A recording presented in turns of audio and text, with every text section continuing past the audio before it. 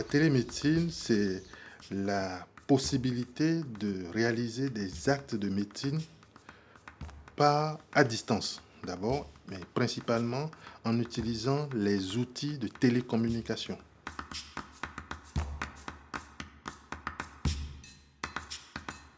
Télémed Africa est une filiale d'une maison qui se trouve en France, qui est Télémédecine Technologie. Donc, Télémédecine Technologie est spécialisée dans tout ce qui est informatique de la santé.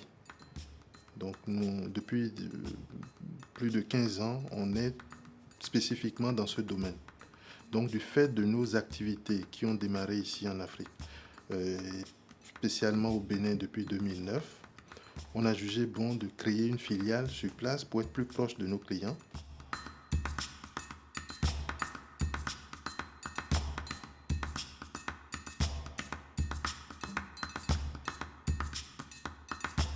GMED, c'est un logiciel dans la gamme des logiciels qu'on appelle SIH pour Système d'information hospitalier. En fait, c'est un logiciel pour gérer un hôpital et GMED est le SIH que Télémed Africa est en train de promouvoir et qui a été créé par la maison mère Télémédecine Technologie.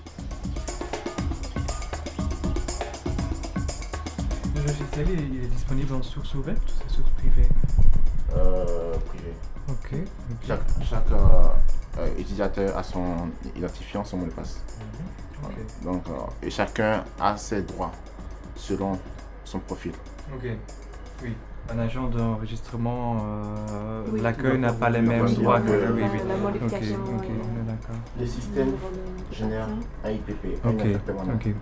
Donc, tout ceci, quand le patient vient, juste quand on tape le nom, son identifiant apparaît automatiquement. On essaie de pouvoir faciliter la tâche en mettant dans le module médical, par exemple, les documents qu'ils utilisent, que le FBR paye. Donc, on est en train de mettre les fiches usées qu'ils utilisent dedans, pour pouvoir faciliter la tâche à tout le monde. Ok.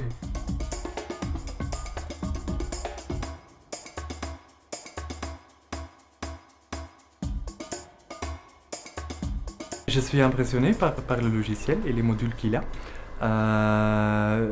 Le fait qu'il est en ligne, qu'il est en réseau, je pense que c'est une bonne chose. J'ai l'impression que ça diminue les charges de travail du personnel et j'espère aussi avec les différents modules statistiques qui seront implémentés que aussi la qualité des statistiques, la qualité des données et aussi la rapidité de disponibilité des données va augmenter avec ce logiciel. Je pense qu'il ne faut pas hésiter à l'implémenter. Je pense le dossier médical, bien sûr, même si c'est la cerise sur le gâteau. Et je pense que c'est quelque chose de très important pour compléter ce projet. Ce logiciel a été conçu ici, est en train d'être utilisé dans les hôpitaux du Bénin. Aujourd'hui, on a 7 hôpitaux qui fonctionnent complètement avec GMED.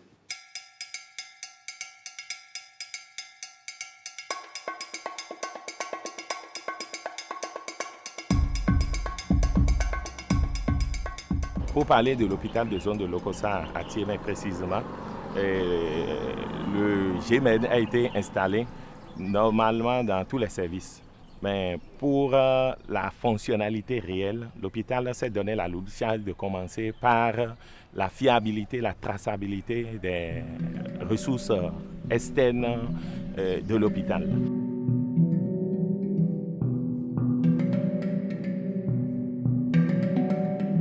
L'hôpital aujourd'hui a le GMED qui fonctionne parfaitement dans des services clés. Nous avons comme avantage la sécurisation de nos recettes parce qu'aujourd'hui, quand un patient vient et paie au niveau de la caisse, il a un reçu et ce reçu peut être contrôlé directement par le directeur, par le CSAF ou le CSAE et aussi par le caissier principal.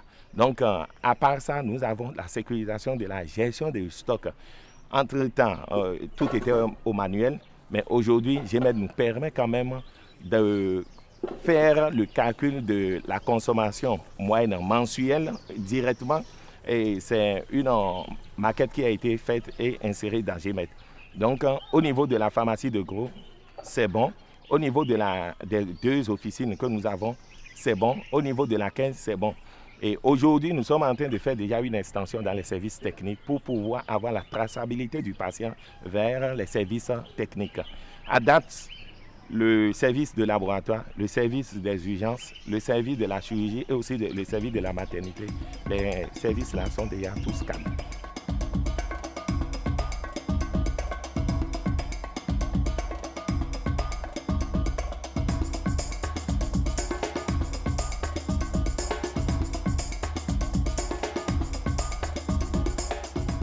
Autrefois, on faisait notre gestion manuellement.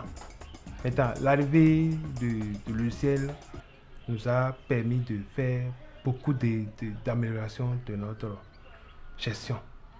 Tout d'abord, la gestion comptable, la gestion financière, la gestion des stocks et puis le suivi du séjour des malades. Donc ça a permis à la maison de canaliser les fuites de capitaux aussi.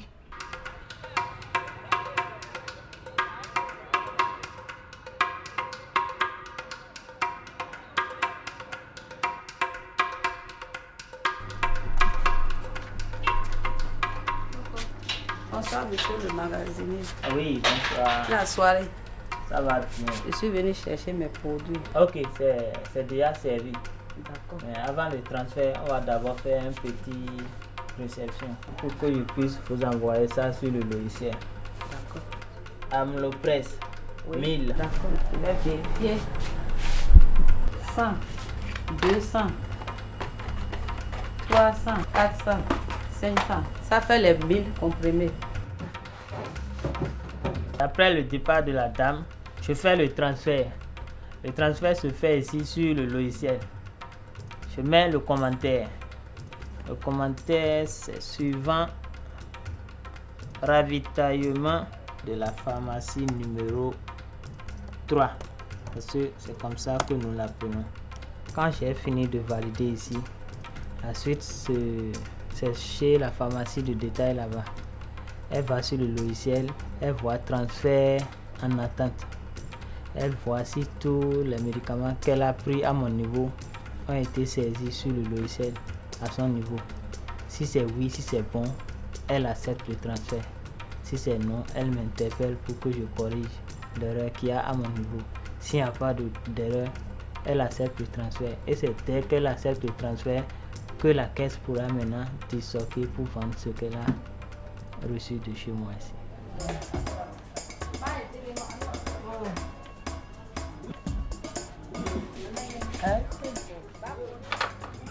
Quand on finit d'acheter les médicaments, après la réception, parce qu'il y a une équipe qui réceptionne tout ce qui est venu. Après la réception, moi je me charge d'insérer un à un tous les médicaments qui ont été achetés sur le logiciel. Lorsqu'on fait l'inventaire, le logiciel doit nous sortir la liste de tous les médicaments qui se trouvent dans la pharmacie.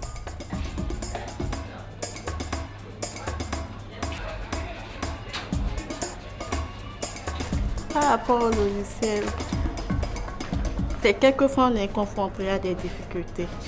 Cela est dû du fait que le logiciel perd le réseau, soit lié à un problème de connexion. Mais par la suite, j'interviens pour essayer de redémarrer s'il le faut, ou bien voir si c'est juste quelque chose que je peux faire sans avoir à redémarrer le logiciel. Sinon, ça va.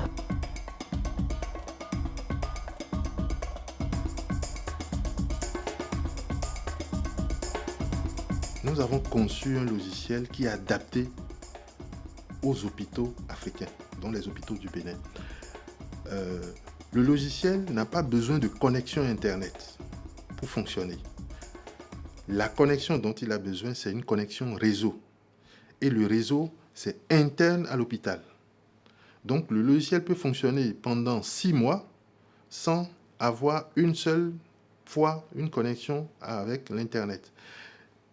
Il faut juste s'assurer que de n'importe où on est dans l'établissement, on peut travailler sur une machine unique qui est ce qu'on appelle le serveur, qui se trouve au sein de l'établissement, qu'on puisse s'assurer que le réseau interne de l'établissement puisse fonctionner. Le système fonctionne à base des appareils. Et il y a le grand serveur qui est ici, que vous voyez.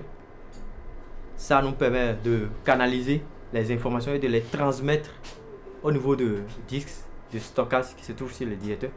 Nous avons ce petit routeur qui nous permet de fournir, de partager le réseau intranet dans les services.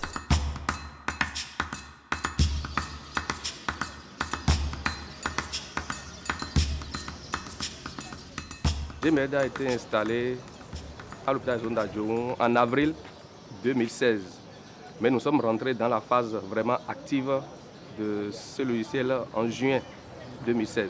Je viens le matin, même sans aller, avant j'allais à la caisse, mais maintenant je ne vais plus à la caisse. Dans mon bureau, je vois déjà tout ce qui se passe à la caisse.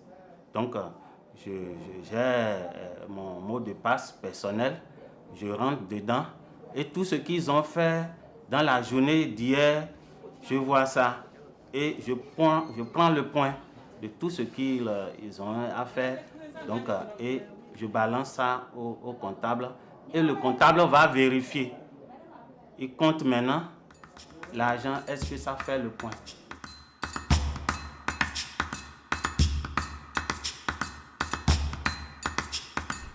À l'arrivée du logiciel, les commis de pharmacie n'étaient même pas habitués à l'utilisation de l'ordinateur. Donc, ils étaient obligés de se perfectionner, d'aller se former sur l'utilisation de l'ordinateur et mieux gérer les stocks et puis les quittances à la caisse.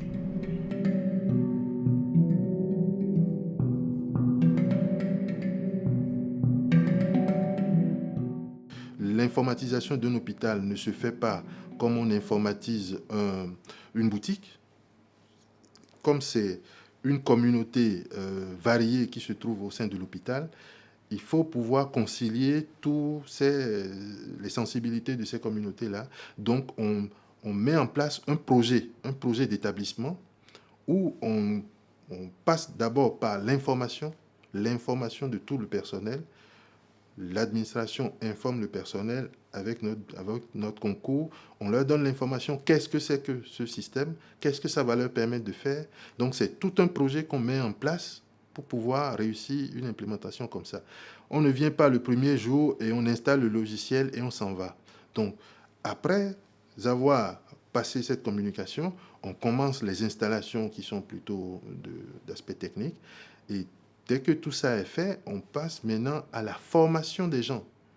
La formation dure plusieurs semaines, par moment, parfois, selon l'ampleur, selon l'importance de l'établissement. Donc, on forme les utilisateurs de ces logiciels pendant plusieurs jours.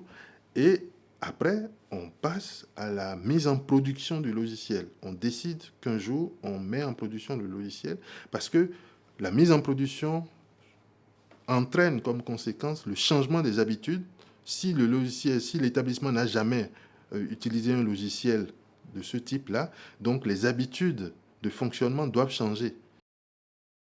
Donc Banikwara, pour nous, est un bon exemple parce que les dirigeants de cet établissement ont accompagné ce projet et ont permis son aboutissement heureux. Et ça fait maintenant 1 an qu'il fonctionne avec ce logiciel sans grand problème.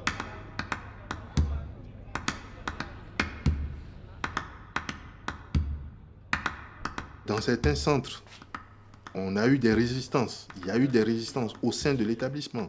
Il ne faut pas le nier. Le changement d'habitude, le changement de fonctionnement provoque toujours parfois des blocages. En tout cas, il y a des personnes qui ne veulent pas changer des habitudes. Ça fait partie de la gestion de projet.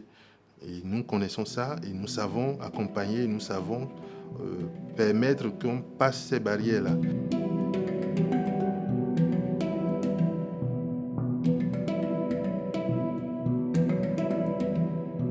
Il y a encore de la marge. Actuellement, nous continuons à les soutenir et à les accompagner. Parce que c'est cette partie-là de notre travail qui permet la réussite du projet d'implémentation au sein d'un hôpital. L'accompagnement que nous leur offrons. Nous ne vendons pas un logiciel, nous vendons un projet, la réussite d'un projet aux établissements. Dans l'hôpital de zone d'Ajoum, on a déjà le logiciel au niveau des recettes, mais nous voulons aussi qu'on installe ça pour qu'au niveau de la comptabilité matière, c'est très important.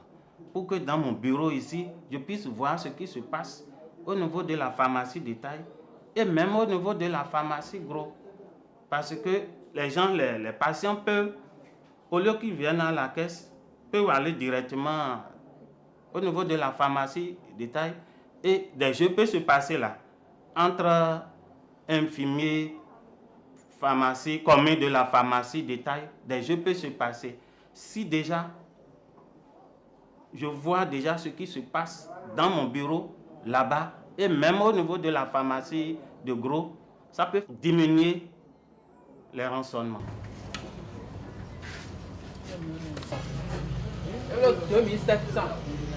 Ce que nous, on souhaite au niveau de l'hôpital de Zono aujourd'hui, parce que quand nous prenons le service des affaires administratives et économiques, qui a en charge l'engagement, c'est sécurisé, mais au niveau des finances, ce n'est pas encore sécurisé. Nous n'arrivons pas à faire les états financiers, nous n'arrivons pas à faire les balances au niveau du GMED. Et nous avons déjà parlé avec le concepteur du logiciel pour que ces paramètres-là soient insérés. Quand tu fais une erreur sur le logiciel, c'est fini, ça ne peut plus se corriger. Alors qu'avec l'autre logiciel que nous utilisons, tu fais d'erreur, tu as la possibilité d'aller voir ton supérieur hiérarchique, lui il a la main, il peut t'aider à corriger l'erreur. Mais ici avec le logiciel GMED, ça ne se fait pas. Je ne sais pas si en temps, les gens peuvent nous donner cette main-là pour qu'on puisse corriger les erreurs.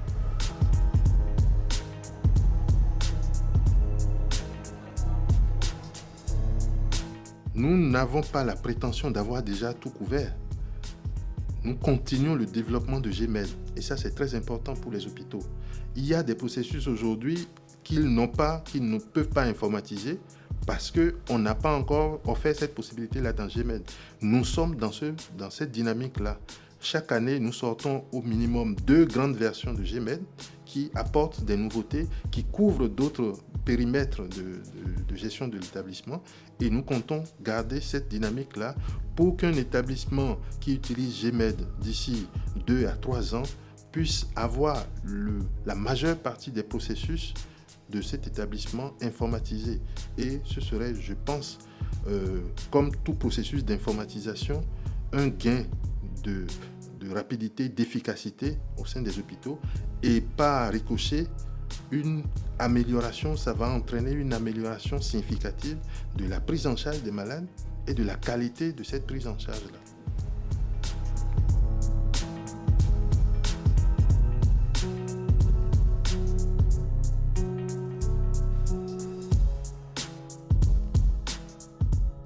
Quand tu veux vraiment travailler avec ce système, il faut comprendre ce que le système te demande.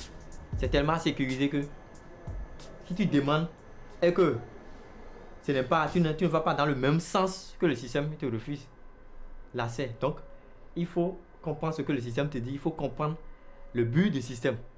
Moi, c'est ce que je pourrais dire.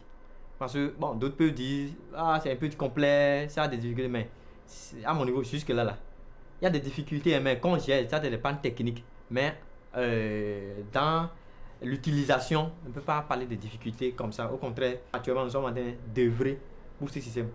Parce que c'est pratiquement dans certaines parties du Bénin. Maintenant, nous, on veut être, disons, le centre le plus expérimenté du système. Là, on veut être référent. Si les autres viennent, on va dire, c'est comme ça qu'on fonctionne. C'est pourquoi nous sommes en train de lutter pour l'extension vers les services.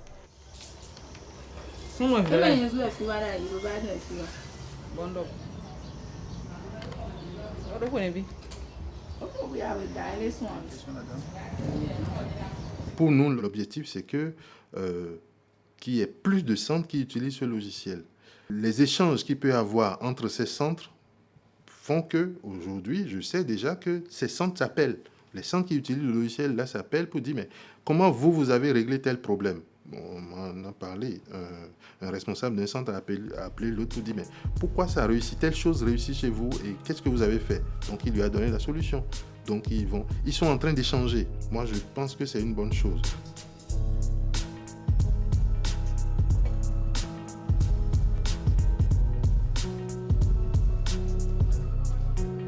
Il y a d'autres pays déjà de la sous-région qui ont envie d'acquérir le logiciel. Je prends l'exemple d'un hôpital burkinabé qui a actuellement, qui ont visité l'hôpital de la mère de l'enfant de Cotonou, Omel, et qui, à la fin de la visite, ont dit qu'ils sont émerveillés par ce qui est là, et d'ici quelques mois, qui vont s'équiper avec ce logiciel.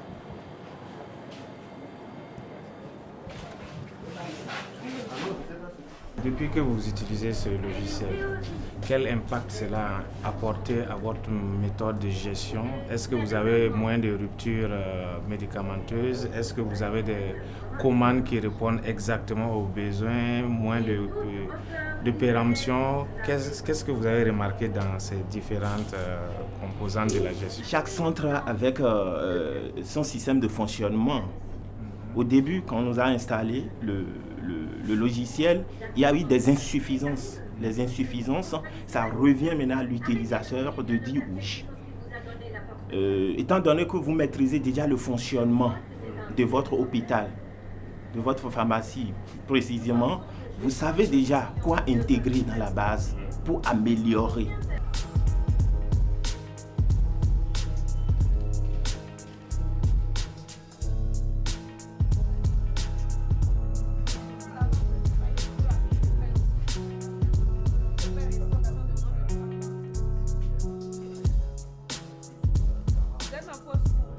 Cette technologie-là par rapport à vos vieilles habitudes de travail? Est-ce que ça a apporté plus d'amélioration? Vous êtes passé par quelle étape? Nous sommes adaptés au nouveau logiciel. Ça nous a aidé à améliorer nos prestations. Avant janvier 2015, en termes de recettes, quelle comparaison vous faites avant 2015 et jusqu'à présent? Est-ce que, en termes de comparaison, avant 2015, est-ce que les recettes étaient faibles par rapport au fait qu'il y a un logiciel, il y a un meilleur recouvrement?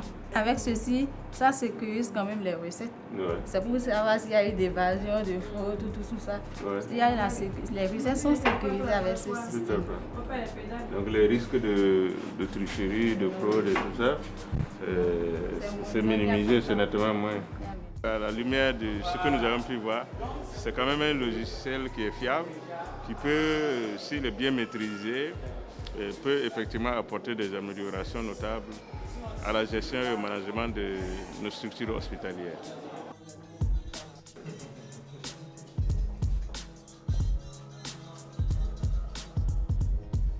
Les gens savent qu'aujourd'hui, l'hôpital de zone d'Adjoum n'est plus analphabète en griffe, si on peut nous exprimer ainsi, sur le plan du logiciel. Tout est sur ordinateur maintenant. Vraiment, c'est merveilleux. Ça a été un grand coup d'exploit que l'hôpital a bénéficié avec ce logiciel.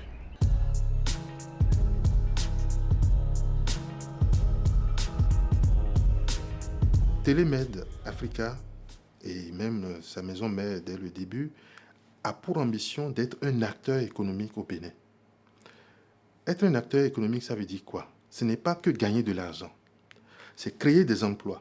Mais au-delà de l'emploi, cette technicité que les gens auront dans GMED deviendra quelque chose qu'on va vendre. On a l'ambition de créer un centre, par exemple, de formation en GMED, que nous appelons GMED Academy, où les gens viendront, par exemple, pour des séminaires d'une semaine pour acquérir des compétences dans le logiciel. Plus le logiciel deviendra complexe, plus il faudra être spécialisé pour faire certaines choses.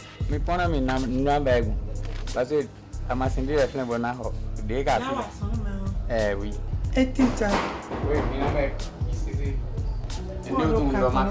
Aujourd'hui, qu'est-ce qu'on est en train de promouvoir?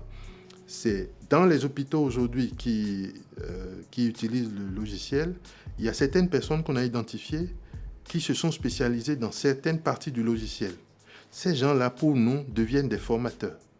Donc, si on a un nouvel établissement qui signe un contrat avec nous, on peut envoyer ces personnes pour aller former ces gens-là dans cette partie du logiciel. Donc je pense qu'on crée ainsi une économie dans la santé, des filières de formation qui vont se développer. Et comme on doit le faire également, on pourra travailler avec les centres de formation classiques, les universités, et prendre des étudiants en stage pour qu'ils se forment. Il y a, en tout cas dans un pays qui fonctionne correctement, la voie est ouverte quand on permet à des entreprises de se développer.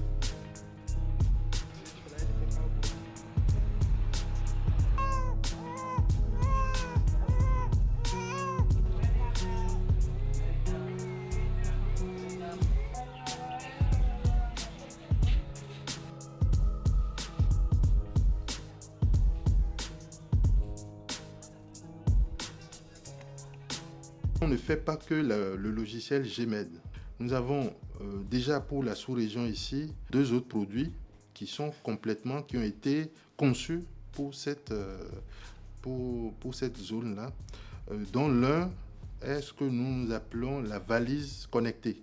C'est une valise qui a été pensée et conçue pour permettre à un professionnel de santé de pouvoir réaliser une consultation complète en milieu vraiment isolé, avec tout ce qu'il faut d'équipement, et donner la capacité de pouvoir transmettre cette information à quelqu'un qui est ailleurs pour que cette personne l'aide à régler certains problèmes. Le deuxième produit, c'est plutôt un produit pour un État. On a conçu un système pour la veille épidémiologique. Le système permet de relever, c'est-à-dire des alertes en cas d'épidémie, parce qu'on a mis des équipements, parce qu'on a mis des équipements sur lesquels les gens renseignent des données quotidiennes de manière routinière.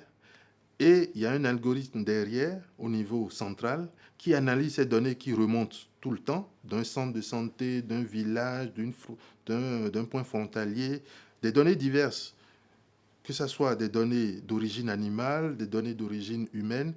Par exemple, quelqu'un qui commence à faire une diarrhée hémorragique et qui a du sang, quand on en trouve un, qu'on le signale, dans le même village ou bien à côté, on en trouve 2, on signale, le système, c'est sûr qu'il va déclencher une alerte, envoyer des messages à des gens qui ont été prévus pour dire il y a quelque chose qui se passe à tel endroit. Parce que la donnée qui est envoyée est géolocalisée et c'est un système qu'on peut déployer sur un territoire pour être en alerte.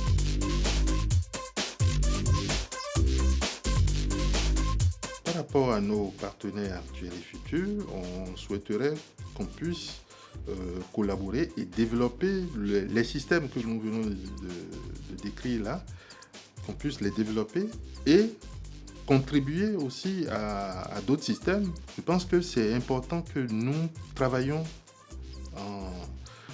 en concert pour pouvoir développer la compétence locale.